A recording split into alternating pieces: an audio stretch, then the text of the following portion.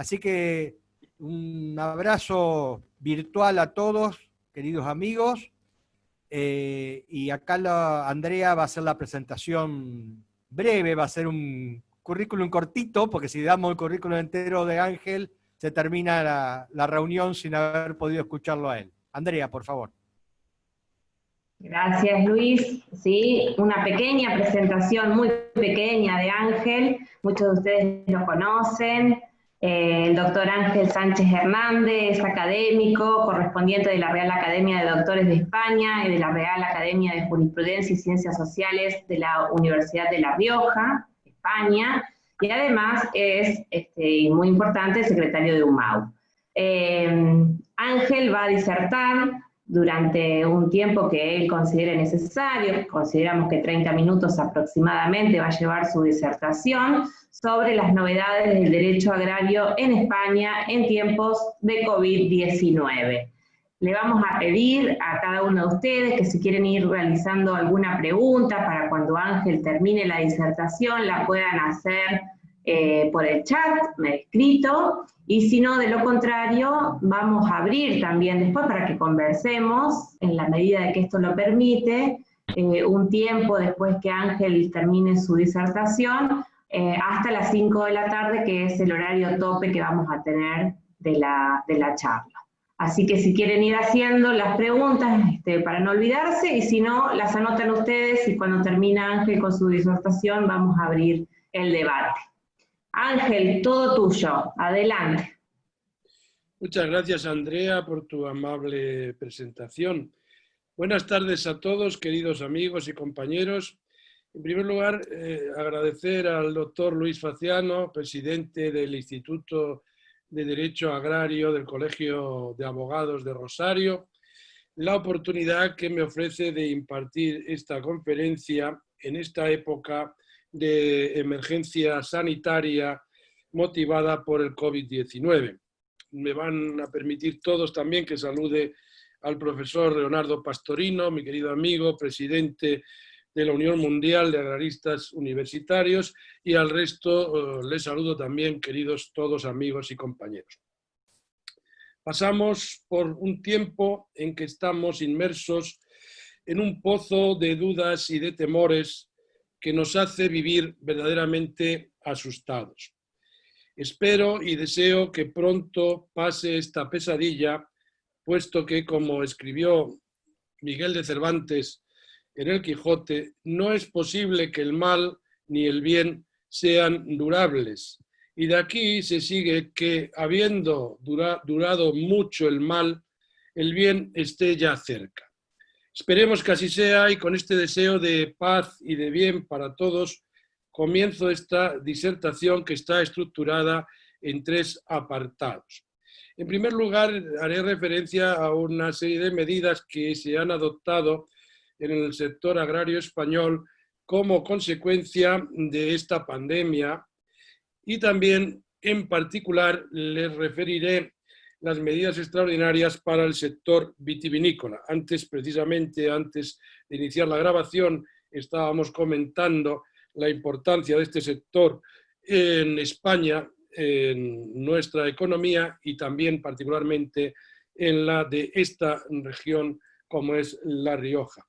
En un segundo apartado les haré referencia a una serie de propuestas para la reconstrucción de la economía y el derecho agrario en España, y en tercer lugar cerraré esta breve exposición con la nueva reforma o la nueva política agrícola común para el periodo 2021-2027. Bien, comenzamos por la primera parte que, como les adelantaba, se refiere a medidas adoptadas en el sector agrario español y en particular las medidas extraordinarias para el sector vitivinícola como consecuencia de la pandemia. Es obvio, al igual que ocurre también en la República Argentina y en otros estados latinoamericanos, que el sector agrario es muy importante en la actividad económica, particularmente en España, tiene una relevancia en el Producto Interior Bruto y también en el número de población activa ocupada. Siendo, como digo, la actividad agraria un sector esencial para la sociedad, en estos tristes momentos que estamos atravesando, la influencia de esta pandemia ha tenido consecuencias en el movimiento de las personas y ello ha traído como manifestación más desfavorable para el sector agrario la falta de mano de obra para las labores agrícolas. En España denominamos temporeros a una mano de obra que es transhumante, que va de campaña en campaña, unas veces se recoge patata, otras veces se recoge fruta, otras veces se recoge olivos o aceitunas, otras veces el viñedo o el vino, las uvas. Entonces hay una población flotante, muchas de ellas que va viajando de una región española a otra o incluso viene del extranjero para realizar las labores agrícolas. La pandemia que sufrimos pues, ha limitado muchas veces la posibilidad de viajar, bien sea de algunos países extracomunitarios o comunitarios a España, por ejemplo, caso de Rumanía, o extracomunitarios, caso de Marruecos, y esto debido, en el caso de Marruecos, por ejemplo, al cierre de fronteras o a las limitaciones de movimiento de los ciudadanos en la Unión Europea. Incluso dentro de España, por razones sanitarias, también se evita a veces ciertos desplazamientos de los temporeros para controlar la posible pandemia. Estas limitaciones o estas circunstancias que limitan la movilidad afectan indudablemente a la producción agraria.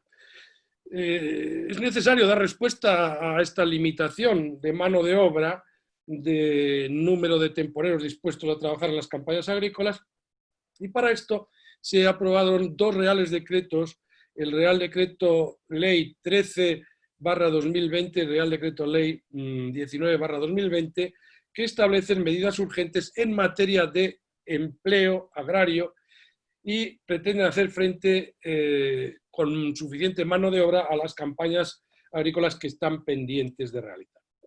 Estas medidas que contemplan estos dos reales decretos ley, medidas urgentes en materia de empleo agrario, tienen tres beneficiarios fundamentales. En primer lugar, el empresario agrario que necesita mano de obra para sus explotaciones agrarias y que con estas medidas puede y logra tener. En segundo lugar, también es beneficiario el propio trabajador agrario. El propio trabajador que puede estar desempleado o cobrando el salario de desempleo y que se le da la oportunidad a miles de personas en estas situaciones laborales, especialmente a los jóvenes, de trabajar. También a los extranjeros que se encuentran con permiso de residencia y de trabajo en España, se les permite incorporarse a esta mano de obra para las tareas agrarias, mejorando sensiblemente todas las condiciones sociolaborales de los trabajadores. Y también estas medidas van a beneficiar a la propia sociedad. No olvidemos que la comunidad, la sociedad, necesita los consumidores tener garantizados los abastecimientos de productos agroalimentarios, evitando que la escasez de los mismos incremente los precios y origine un descenso de la oferta de los productos que indudablemente encarecen el suministro de alimentos. Bueno, junto a estas medidas de carácter laboral y buscando el equilibrio en el mercado vitivinícola, se han adoptado otras medidas en otros reales decretos que ahora voy a mencionar, entre las cuales se encuentran las limitaciones de los rendimientos máximos de uva por hectárea, se limita la producción de uva blanca y de uva tinta por hectárea, se reduce más la producción para eliminar excedentes, por lo que más adelante voy a decir, y otra medida es incrementar la exigencia del volumen de alcohol en los subproductos resultantes de la elaboración del vino. Bueno, ¿por qué estas medidas? Estas medidas se producen porque el Reino de España es el mayor viñedo del mundo. Aproximadamente tenemos 1 millón de hectáreas de viñedo y efectivamente es un sector importantísimo para nuestra economía y en este sentido se han adoptado medidas extraordinarias que le afectan. Además, como todos saben, les hablo desde La Rioja, una tierra española con nombre de vino, en el que el vino se considera una obra de arte embotellada. Y la pandemia que sufrimos afecta indudablemente al equilibrio entre la oferta y la demanda del consumo de vino. Tenemos que tener presente que la pandemia ha afectado al turismo, ha afectado a todos los negocios de restauración, hoteles, restaurantes, bares, donde hay un fuerte consumo de vino.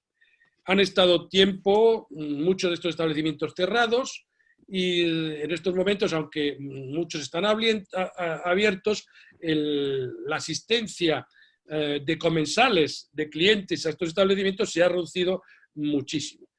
Esto hace que el consumo de vino en España, en Europa, y yo creo en general en todo el mundo, particularmente en estos establecimientos hosteleros y hoteleros, se haya reducido de manera significativa. Por lo tanto, la pandemia que sufrimos ha provocado una perturbación del mercado vitivinícola. Ha resultado afectada la demanda de vino. Ha descendido el consumo de vino debido a este cierre y a estas restricciones del turismo y de los establecimientos de restauración o hostelería o hoteles, etcétera, que afectan negativamente a la comercialización del viñedo. Sé que en el caso de Argentina, este año las exportaciones están siendo exitosas. Argentina exporta muchísimo, pero particularmente vino a granel. Otras potencias vitivinícolas como son Italia, Francia, España, pues están viéndose afectadas en las exportaciones. Aún así, la extensión y la producción de vino argentina es bastante más reducida que la española.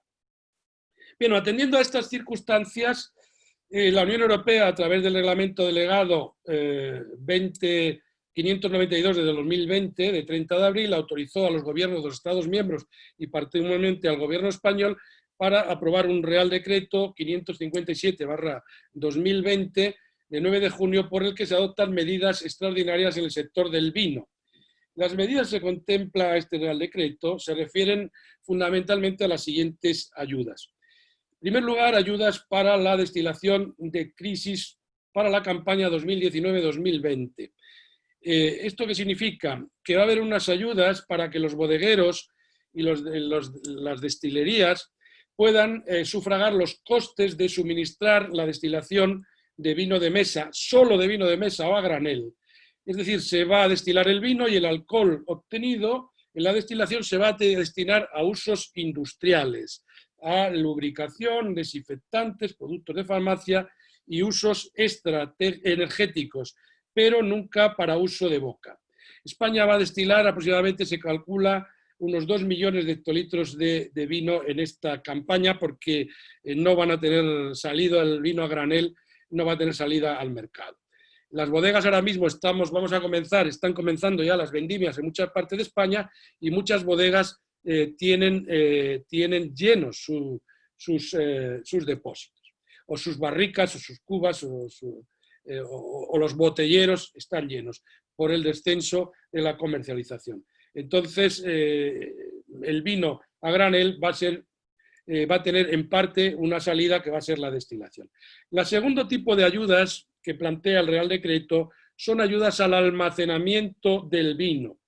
Busca estas medidas un reequilibrio entre la oferta y la demanda. Como hay poca demanda, se va a favorecer para, de alguna forma, sostener la falta de oferta, el almacenamiento aproximadamente de 2,5 millones de hectolitros, solo en este caso de vino de denominación de origen o vino con indicación geográfica protegida. Es decir, mientras que las ayudas a la destilación era para vino a granel o vino de mesa, las ayudas al almacenamiento es para un vino de calidad, vino de denominación de origen, indicación geográfica, que se ayuda a las bodegas a almacenarlo en espera de que se recupere el mercado, de que se vuelva a recuperar el equilibrio entre la oferta y la demanda, es decir, que las ventas crezcan. Las ayudas son para que las bodegas almacenen este vino en depósitos precintados, porque esto va a estar controlado evidentemente por la administración, salvo los vinos espumosos, que los vinos espumosos, por ejemplo, el tipo cava, la elaboración de estos vinos tiene que ser su almacenamiento en botella, no en depósitos.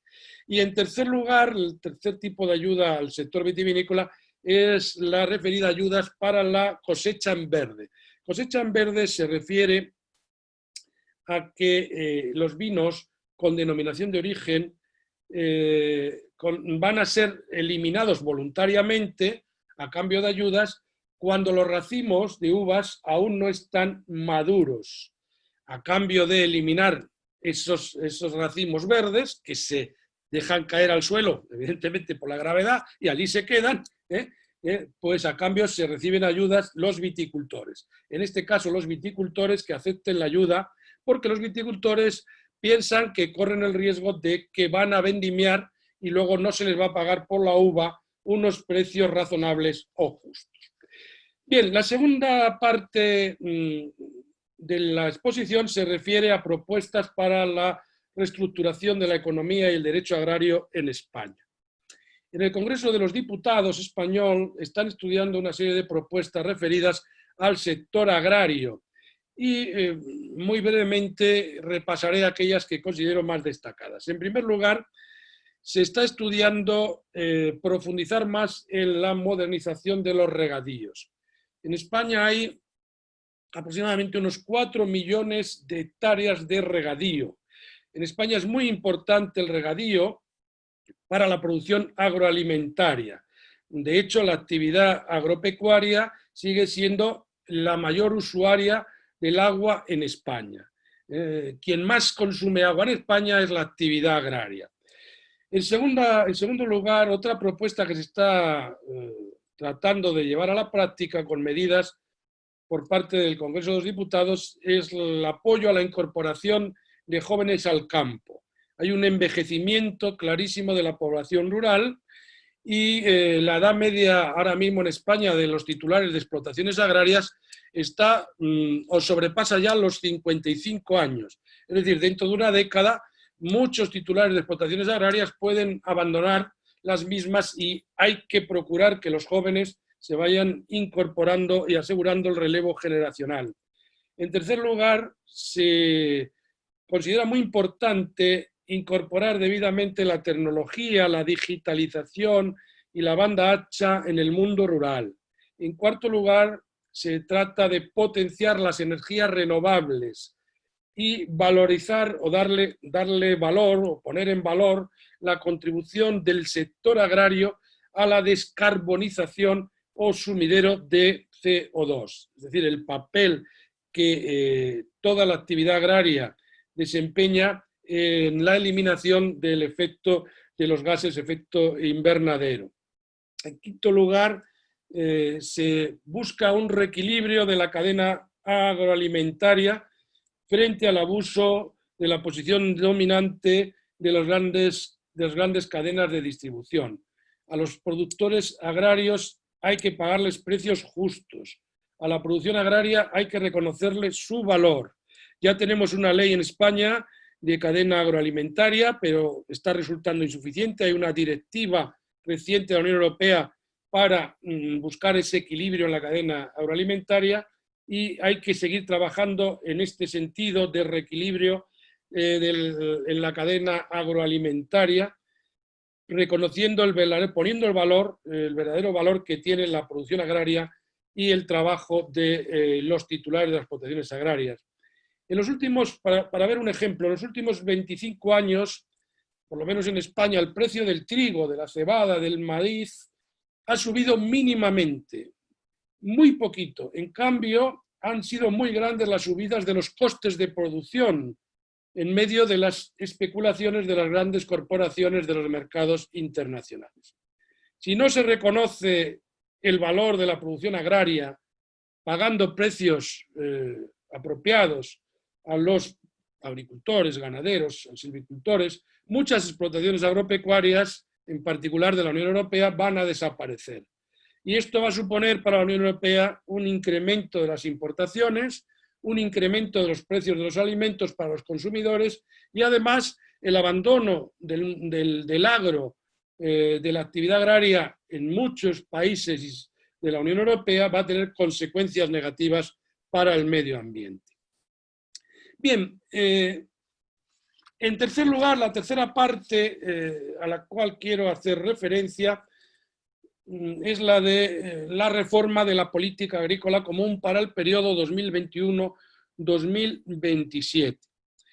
En España hay una gran preocupación en el agro español ante las propuestas de la Comisión de la Unión Europea de recortar el presupuesto agrario para el periodo 2021-2027 aproximadamente en unos 35.000 millones de euros. Esto supone que aproximadamente el presupuesto de la Unión Europea anual para la actividad, para la política agrícola común, se reduciría anualmente en unos 5.000 millones de euros anuales, lo que supondría que España dejaría de recibir aproximadamente cada año, procedente de ingresos de la política agrícola común, unos 600 millones de euros. Esto es, a todas luces, desde el punto de vista de los productores agrarios, un despropósito, teniendo presente el papel estratégico del sector agrario para disponer de suficientes alimentos para la población de la Unión Europea. Estamos hablando de 500 millones de personas. Hay sectores económicos en la Unión Europea que son muy dependientes del exterior. En cambio, el sector agrario no es dependiente del exterior. La producción de alimentos es más que suficiente. Tenemos más que asegurar a la Unión Europea el abastecimiento de alimentos y es más, tenemos a veces y en determinados productos grandes excedentes de producción. Abandonar el sector agrario, reduciendo los presupuestos de la política agrícola común, que en sus inicios llegaron a representar casi un 60% del todo el presupuesto de la Unión Europea y actualmente se están acercando prácticamente a la mitad de lo que originariamente fueron, es decir, se van reduciendo casi hasta un 30% del total de los presupuestos. Hemos reducido de un 60% del total de los presupuestos de la Unión Europea a casi un 30% del total de los presupuestos de la Unión Europea, lo que representa la política agrícola común. Esto es un despropósito desde un punto de vista de la actividad agropecuaria y espero que los países del norte, los países que tienen, digamos, un sector agrario menos importante frente a los países mediterráneos, Francia, España, Italia, Grecia, Portugal, sean conscientes y rectifiquen esta reducción de los presupuestos. Por otra parte, la nueva política agrícola común tiene un claro signo medioambientalista, trae consigo lo que se llama un pacto verde, trae consigo la biodiversidad en la Unión Europea para el 2030. ¿Qué quiere decir esto? Que fundamentalmente las medidas que se van a incorporar en la nueva política agrícola común son iniciativas por el clima, por el medio ambiente, con reducción de fertilizantes, de fitosanitarios, de antibióticos en los animales. Todo esto, evidentemente, para que se haga posible, no puede realizarse con una disminución de los presupuestos y de las rentas agrarias de los titulares de explotaciones agrarias. Por lo tanto, indudablemente, esa reducción de presupuestos choca si es que verdaderamente se quiere llevar a cabo esta nueva política agrícola común de la biodiversidad para el 2030, que traerá consigo medidas agroambientales acompañadas de unas cuantiosas ayudas para los agricultores, porque los agricultores se van a convertir en vigilantes o digamos, guardadores del medio ambiente. Y para terminar, señalar que está en peligro, y es una mala noticia, el acuerdo entre la Unión Europea y el Mercosur, el mayor acuerdo comercial de la Unión Europea, está en peligro porque algunos Estados miembros no quieren ratificar este acuerdo, entre otras razones, aluden a los estándares en la agricultura del Mercosur, que se consideran, o algunos países los consideran desleales para los agricultores europeos, y también la inexistencia hasta el momento de acuerdos vinculantes para la protección de la Amazonia por parte de Brasil. Bien, y ahora ya, dicho todo lo cual, quedo a vuestra disposición por si deseáis formular algún tipo de aclaración o de pregunta. Ha sido para mí un placer. Gracias, Ángel. Bueno, ya hay una pregunta que hace Silvia Simoni por el chat como primera. Consulta si durante la pandemia la Unión Europea flexibilizó alguna normativa de controles para la cadena de suministro alimentario, para que la cadena de suministro alimentario no se corte, perdón.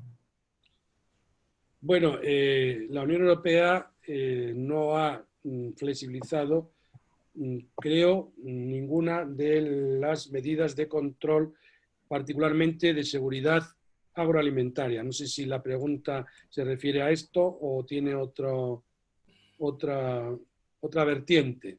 Que yo sepa, las medidas de control de la Unión Europea relativas a todo lo que se refiere a la seguridad agroalimentaria, entendida como medidas que tienen que ver con que los productos sean saludables y que tengan la calidad y, desde el punto de vista sanitario, el rigor necesario, la Unión Europea no las ha flexibilizado para nada que yo sepa. Pero, Ángel, relativo a eso, ¿hay algún cambio de paradigma en cuanto a la importación de productos parte del mercado común europeo? ¿Algún cambio en cuanto a regionalizar? En cambio de región, ¿no? Me refiero. Que yo sepa, no hay ningún cambio. Hay acuerdos que se están negociando con México, hay acuerdos que se están negociando con Canadá, hay acuerdos que se están negociando con el Mercosur, pero todos están pendientes. Los que tendrían más posibilidad de éxito y más avanzado es el acuerdo con México, que está muy ligado a respecto de medidas medioambientales, y con Canadá también estaba bastante avanzado. El de Mercosur, digamos que tenía cierta preferencia para la Unión Europea, pero han surgido por parte de por los parlamentos de algunos Estados miembros ciertas prevenciones en relación con la carne brasileña, ciertas cosas, ciertas disputas que hay ahí que no están claras, ciertas garantías que se quieren exigir a los productos, por ejemplo el tema de la carne con Brasil, que están pendientes. Pero porque la Unión Europea no, que yo sepa, no va a disminuir sus niveles de control en la seguridad alimentaria o agroalimentaria. Hay otra pregunta, Ángel, que es ¿cuáles serían específicamente las prácticas comerciales que los Estados miembros considerarían desleales por parte del Mercosur? Bueno, algunas prácticas desleales se refieren, y ya tienen antecedentes históricos, por ejemplo, a la exigencia de ciertos niveles de no utilización de fertilizantes, de fitosanitarios o de antibióticos en los animales, que para los productores agropecuarios de la Unión Europea se aplican, y que puede ser que en las legislaciones de otros estados, de otros terceros estados, no sean tan exigentes como las propias de la Unión Europea. Y esto es, por ejemplo, a lo que se alude a veces con consideraciones desleales para los productores agrarios europeos, ¿no? Otras condiciones sanitarias, otras condiciones laborales, de costes laborales, de costes de determinados costes de producción, fundamentalmente porque aquí, por exigencias de respeto sanitarias o medioambientales, los productores europeos las tienen que aplicar, implementar, y a lo mejor en otros países terceros no se exige.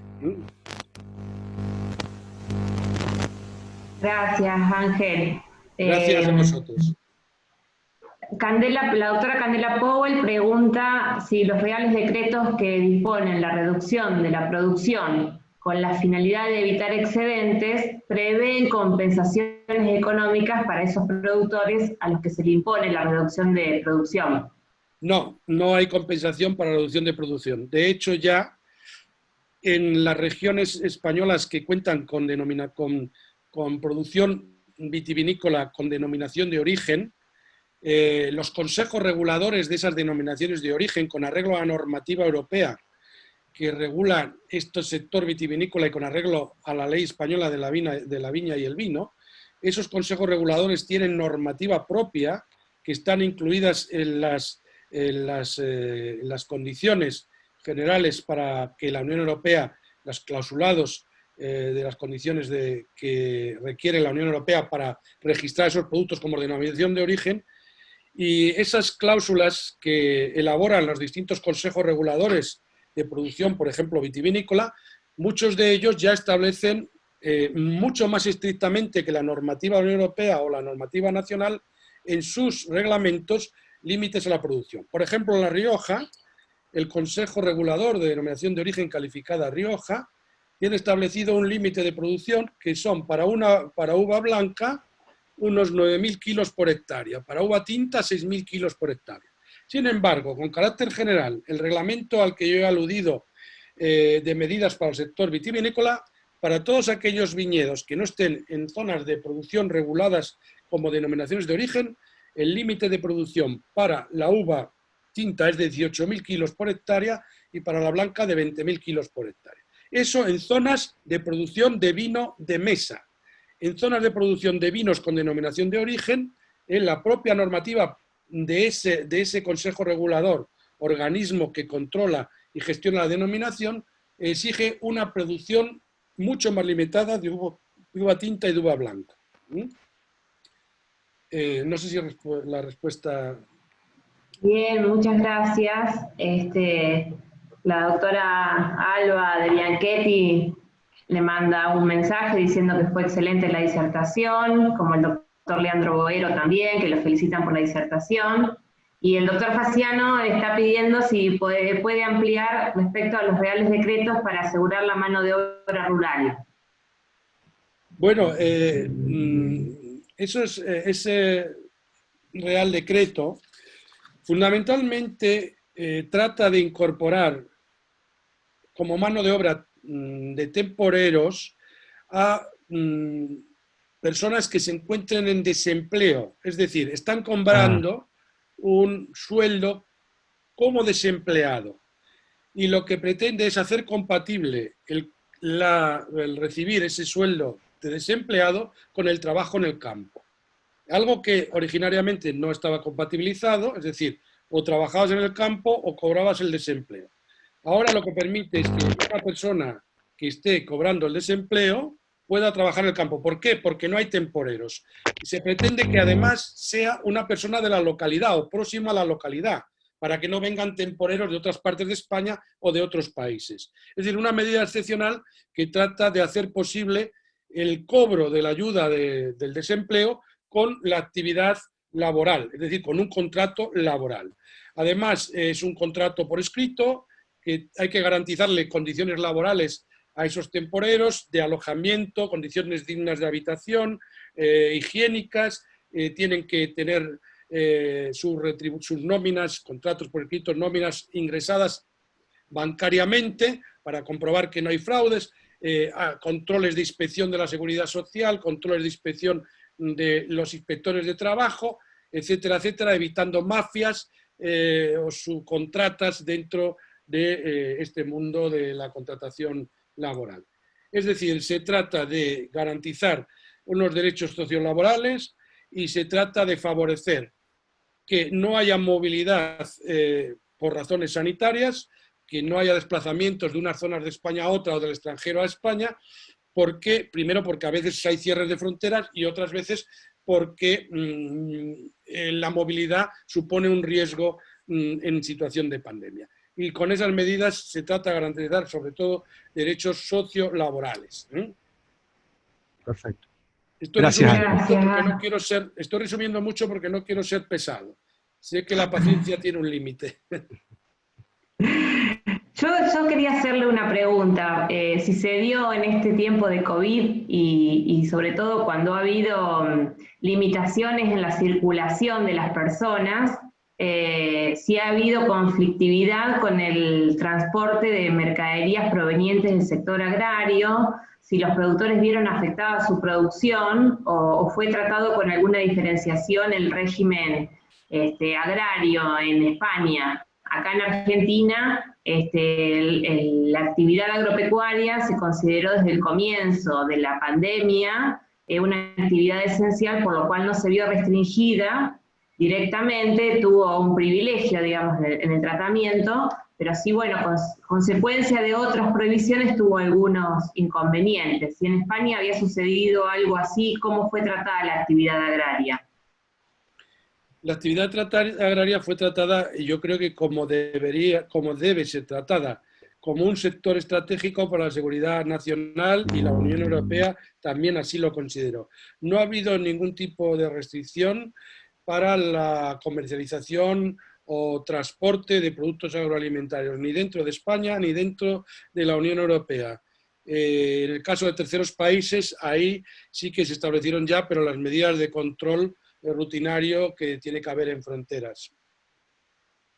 Pero no en cuanto a la producción. Es decir, uno de los, precisamente, de las actividades laborales más protegidas fueron los transportistas. En España se transporta, España que es, y perdonadme la expresión, un poco como decía Napoleón, la huerta de Europa, son miles y miles diarios de camiones tráiler que salen de España para Europa, sobre todo con verduras, con hortalizas, con todo lo que es producto agrario, y en ningún momento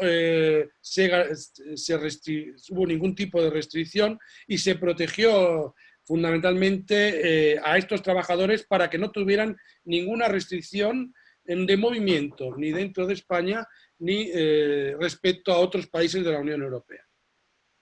O sea, un sector protegido, el de transporte, porque particularmente transporte de mercancías o productos agroalimentarios.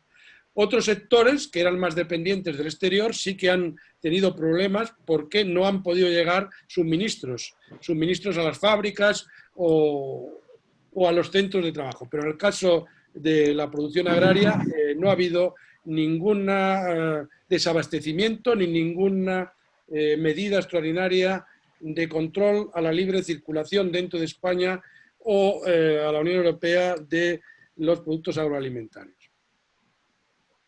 Bien, bueno, muchas gracias. Hay otra pregunta de la doctora Simonit sobre si hay control de la aplicación en la ayuda económica a la producción agraria. Entiendo que es si hay o qué controles hay sobre la aplicación a la ayuda de producción agraria. Bueno, es que yo creo que se está refiriendo a las ayudas de los pagos directos de la Unión Europea, o no sé si se refieren a eso. Entiendo que sí, Silvia, si lo querés aclarar, y sobre el control, digamos, ¿cómo se controla? Bueno, pues el control es muy riguroso porque hay muy buena parte, como he manifestado antes, del presupuesto de la Unión Europea que va destinado a la política agrícola común. Entonces, a lo largo de la evolución de la política agrícola común, las ayudas a la producción han tenido distintos criterios. Últimamente teníamos unas ayudas que obedecían a una producción histórica. A las explotaciones agrarias se les pagaba en función de una producción determinada en unos años, y esa producción histórica era la que determinaba las ayudas que iban a recibir. Pero porque había un desacoplamiento, digamos, en las últimas etapas de la Unión Europea se desacopló lo que era la producción de la explotación con las ayudas que se recibía. Se recibía una ayuda en función de una producción histórica. Eso ya no va a ser así, porque la política agrícola común ya se ha modificado y ahora hay nuevos controles que obedecen a unas formas de producción más respetuosas con el medio ambiente, a unas ayudas a determinados productos que están desacoplados y ya no tienen tanto que ver con la producción histórica. Ahora, digamos que cada productor tiene que pensar no en lo que va a recibir de la política agrícola común, independientemente o ligado a lo que produzca, sino que tiene que pensar que lo que va a producir lo va a tener que colocar en el mercado y que lo que va a recibir de la Unión Europea no está en función de lo que venía produciendo, cantidad de producción, sino de realizar una actividad productiva marcada por, siguiendo unas prácticas, unas buenas prácticas agrarias fundamentalmente medioambientales. Fundamentalmente medioambientales. Gracias, Ángel. Gustavo Acosta había levantado la manito que yo no alcancé. Hola, ¿por qué no me agarra el chat? Ángel, buenas tardes para todos. ¿Qué tal estás? ¿Cómo estás, Gustavo? Bien, muchas gracias. Me alegro de verte. Igualmente, te quería hacer una consulta en relación a la producción a la cual hiciste alusión en España. Hay un problema muy sensible que es una plaga de la Lobesia botrana, que tienen el gran problema ustedes. ¿Hay algún programa especial para el control en épocas de COVID y la lucha contra esta plaga? ¿La plaga a la que te refieres se afecta a qué producto? A las uvas. Ah, no, bueno, aquí esa plaga, aquí hay plaga normalmente una enfermedad del mildiu, pero esa plaga que dices tú, aquí no está, ¿eh? La polilla blanca creo que la llaman ustedes. Ah, la polilla blanca, pero eso está controlado, ¿eh? Eso pero está el COVID, controlado. ¿siguieron aplicando durante el COVID en el aislamiento? Porque sí. Hay algunos, ¿sí? Esa plaga creo que se trata engañando al, digamos, es con un tratamiento el cual, no sé explicarlo, evidentemente no soy ingeniero agrónomo, pero digamos que el origen de la plaga está en que, digamos, el macho o la hembra, de alguna forma les hacen invertir el proceso sexual que tiene el insecto que está causando la plaga. Pero eso está controlado aquí. Yo no tengo noticia de que ahora mismo tengamos, más allá de lo razonable, ningún problema de ese tipo en la viticultura española. Sí que se manifiesta en zonas concretas, pero vamos, no es una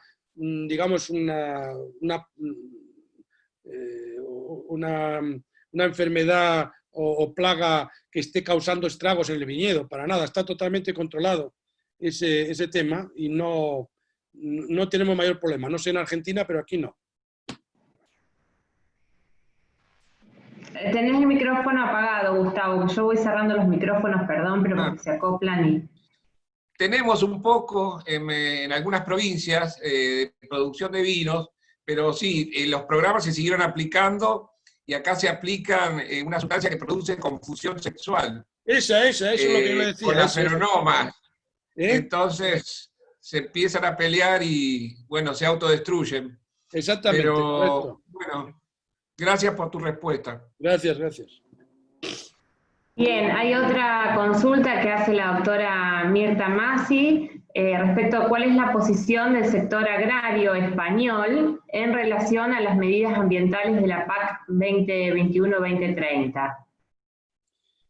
Bueno, el sector agrario español yo creo que está de acuerdo con esas medidas, pero claro, exigiendo que haya un presupuesto en la Unión Europea que sea capaz de asegurar a los productores agrarios que cumplan con esas medidas y prácticas agrarias medioambientales unas rentas adecuadas. Tenemos que tener en cuenta que uno de los objetivos que tuvo la política agrícola común en sus orígenes, allá por el principio de los años 60, que fue la primera política agrícola de la Unión Europea y la más importante hasta la fecha, y muchas veces la única política común, uno de los objetivos fundamentales era asegurar al productor agrario, al agricultor, al ganadero, al silvicultor, unas rentas equiparables a los otros sectores económicos. luego la protección de las rentas del productor agrario, eso está dentro de los tratados fundacionales y de los vigentes tratados de la Unión Europea. Es decir, eso es algo que se tiene que asegurar en el presupuesto de la Unión Europea. Y por otra parte, otro de los objetivos es suministrar a los consumidores productos agroalimentarios a precios razonables y con la debida calidad y seguridad alimentaria. En este sentido, pues los productores agrarios españoles están de acuerdo en que tenemos que ir hacia una política agrícola común más aliada con el clima, eliminando excesos de utilizar ciertos productos químicos, y que todo esto que origine una alianza con la recuperación del clima, es decir, una lucha contra el cambio climático, supone medidas ambientales que el agricultor, el ganadero, tiene que ser compensado. El agricultor y el ganadero no se puede convertir en un guardián, en un garantista del medio ambiente sin que sus esfuerzos sean recompensados. Su trabajo, su tiempo, su desvelo por la naturaleza tendrá que ser de alguna forma reconocido. Y si resulta que como se decía, yo me acuerdo hace muchos años, en aquel principio que yo tuve la ocasión de leer a muchos autores argentinos en mi estancia en la UBA, en la Universidad Católica, la Universidad de Belgrano, ya en aquellos años 94 y 95, que estaba el presidente Menem, estaba Cavallo de ministro de Economía, se decía en aquel tiempo como principio medioambiental: el que contamina, paga.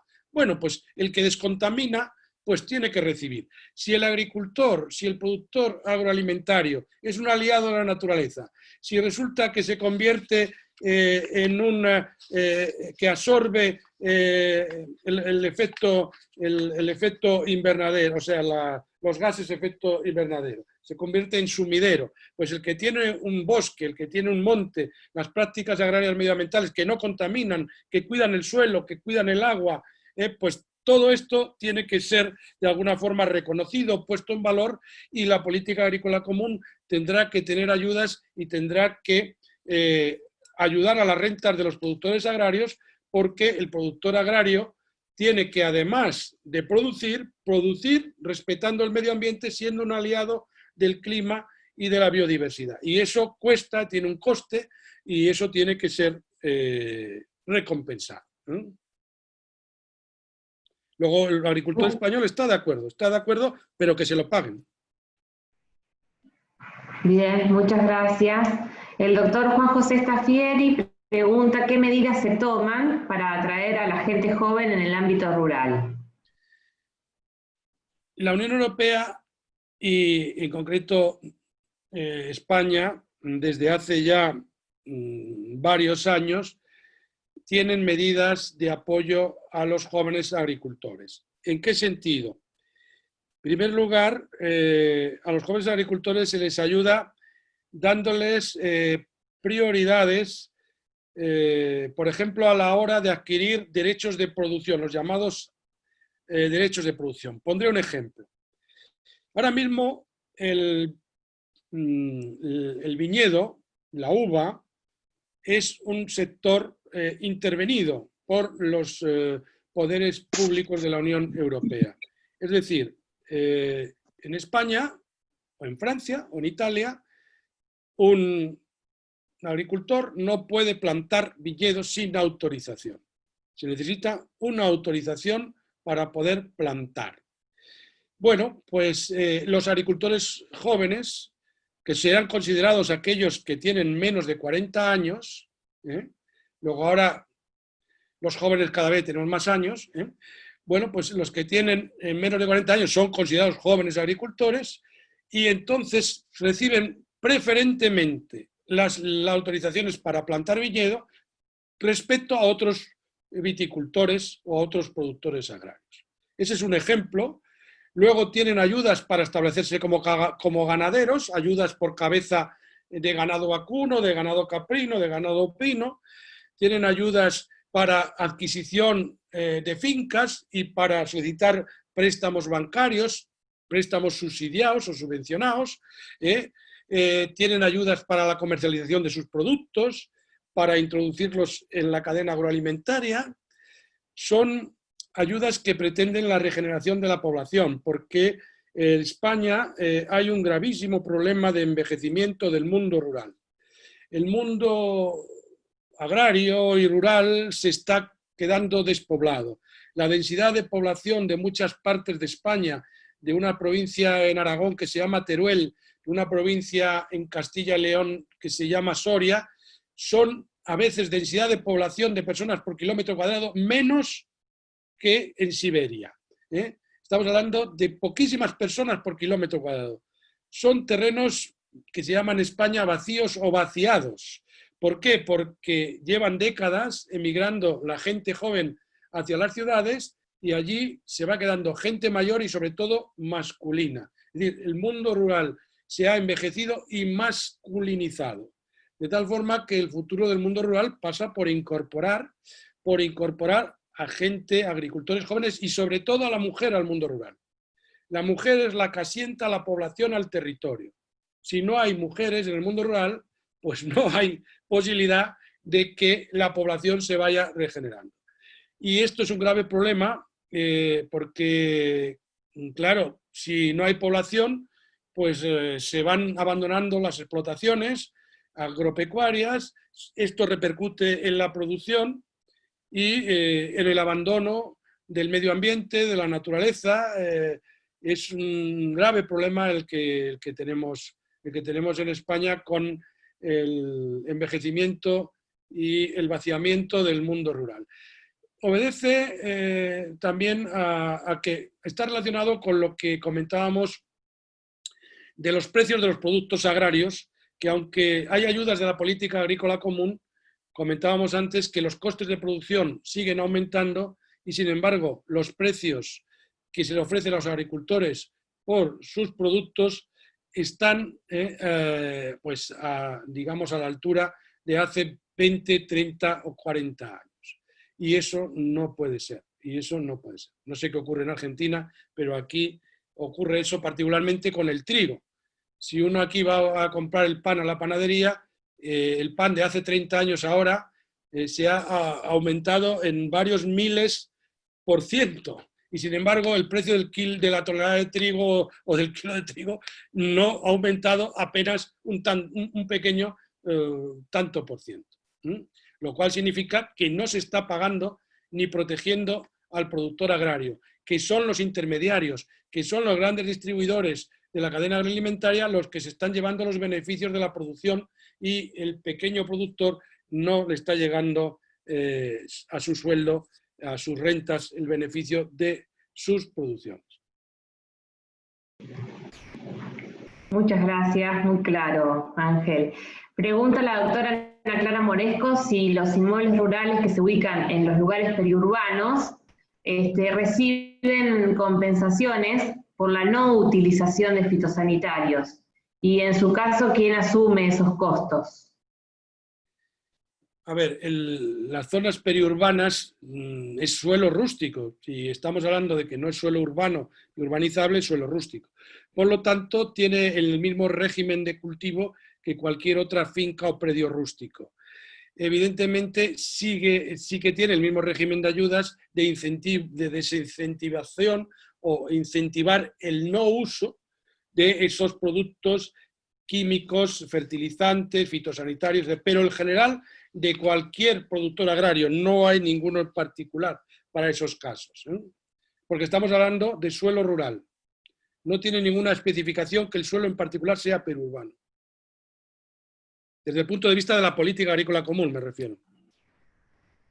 Bien, muchas gracias. Bueno, no tenemos más preguntas en el chat, así que viendo que acá hay... no. Sí, una más. Me pone el doctor Martín Viña, excelente disertación, Ángel. Me gustaría preguntarle qué visión se tiene de Argentina en materia de política agraria.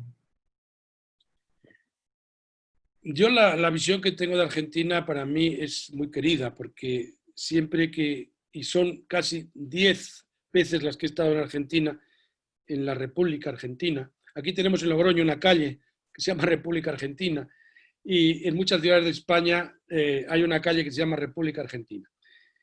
Como dicen ustedes, como vos decís, los gallegos tenemos mucho cariño por Argentina. Yo particularmente tengo mucho cariño por Argentina y en general tengo muy buena visión de Argentina. Particularmente de la política agraria en Argentina no puedo manifestarme porque soy conocedor por la prensa, pero no conocedor en profundidad como para ustedes seguramente dominan más el tema. Sería un atrevimiento por mi parte hablarles a personas que están más cultivadas en esa materia, un atrevimiento graso por mi parte el referirme a cosas que no domino. Lo que sí he de decirles es que cuando yo he estado en Argentina siempre he dicho lo mismo. Argentina es un país del siglo XXI, igual que lo es Brasil. Argentina, creo que de Ushuaia, Patagonia, Cafayate, al norte y tal, en línea recta son 5.400 kilómetros. Ustedes tienen la misma distancia que Lisboa a San Petersburgo en línea recta. Son un gran país, tienen riquezas inmensas, tienen un suelo rico, tienen agua, tienen de todo. Entonces, realmente, a veces lo que uno se sorprende, conociendo un poco la Argentina, es algunas cosas que pasan en Argentina. Pero si ustedes quieren, y espero que quieran, Argentina es un país del siglo XXI y una potencia agroalimentaria, sin lugar a dudas. Y yo creo que deben aprovechar las próximas décadas con una adecuada política para, digamos, explotar todas las potencialidades, que no son pocas, que tiene en ese suelo tan rico, en ese vergel que tienen ustedes. Tienen agua, tienen tierra. El agua es fundamental. Tienen grandes ríos. El agua es fundamental para la producción agraria. Es parte de la producción agraria. Tienen un suelo que es productivo. Tienen todo. Tienen todo. Y tienen una formación en las personas. Son una población en general culta, bien preparada, bien formada, con buenas escuelas de agronomía, economía, de derecho. O sea, yo lo que espero es que si no la tienen, tengan en el futuro una buena política agrícola que a Argentina le compensará. Argentina será un país, una potencia agrícola en este siglo XXI. De ustedes depende. Bueno, Ángel, de mi parte, muchísimas gracias por haber aceptado estar hoy acá con nosotros. De gran utilidad la conversación, a disposición de parte del Instituto también de Derecho Agrario para seguir comunicados y enriqueciéndonos mutuamente. Y lo dejo al doctor Luis Faciano en la palabra para que haga el cierre de este ciclo. A todos, muchísimas gracias por habernos acompañado. Bien, pero bien.